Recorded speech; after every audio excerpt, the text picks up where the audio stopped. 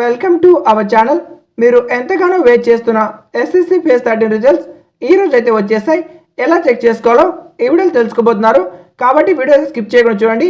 అలాగే మీరు మీ యొక్క రిజల్ట్స్ లాస్ట్కు మీ యొక్క స్కోర్ ఎంత వచ్చిందో కామెంట్లో కామెంట్ చేయండి. మీరు ఏం చేయాలంటే ఇక్కడ రిజల్ట్ అనే ఆప్షన్ కనిపిస్తుంది కదా, ఇక్కడ ఒకసారి చూడండి.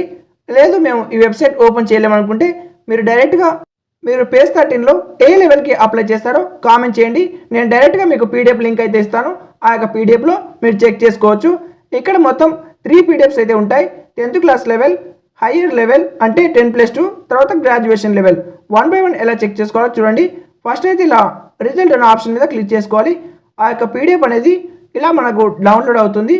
పీడిఎఫ్ డౌన్లోడ్ కాగానే ఆ యొక్క పీడిఎఫ్ని అయితే ఓపెన్ చేయండి. ఇలా మనం ఈ యొక్క రిజిస్ట్రేషన్ నెంబరు, యొక్క మీ నేము, ఫాదర్ నేము, మీ యొక్క మదర్ నేమ్ అయితే మీకు ఇక్కడ షో అవుతుంది. ఇలా చెక్ చేసుకోవడం అయితే చాలా కష్టం. కాబట్టి నేను సింపుల్ ఆప్షన్ అయితే ఒకటి చెప్తాను. మీరు ఏం చేయాలంటే పీడిఎఫ్లో 3 డాట్స్ అనే ఆప్షన్ కనిపిస్తుంది, దాని మీద క్లిక్ చేయండి. సర్చ్ గుర్తు కనిపిస్తుంది, ఫైండ్ అని, దాని మీద క్లిక్ చేసి ఇక నెక్స్ట్ వచ్చేసి మీరు వచ్చేసి మీ యొక్క రిజిస్ట్రేషన్ నెంబర్ ఇక్కడ ఎంటర్ చేయండి. మీ యొక్క నేమ్ ఉందనుకోండి, రిజిస్ట్రేషన్ నెంబర్ ఎంటర్ చేయగానే ఆటోమేటిక్గా మీ యొక్క నేమ్ దగ్గరకు తీసుకువెళ్తుంది. ఒకవేళ మీ యొక్క రిజిస్ట్రేషన్ నెంబర్ దానిలో లేకపోతే మీరు డిస్క్వాలిఫై అయినట్టు అర్థం. తర్వాత సేమ్ ప్రాసెస్ ఇలానే 12th పీడిఎఫ్ కూడా ఇలానే డౌన్లోడ్ చేసుకోవాలి.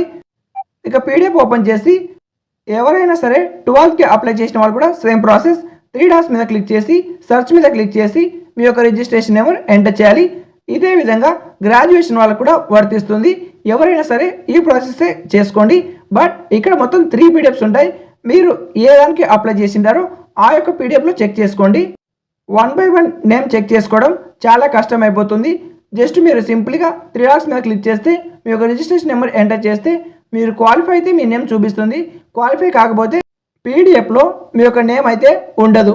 వీడియో నచ్చితే ఒక లైక్ చేసి ఛానల్కి తప్పక సబ్స్క్రైబ్ చేయండి. Thank you for watching.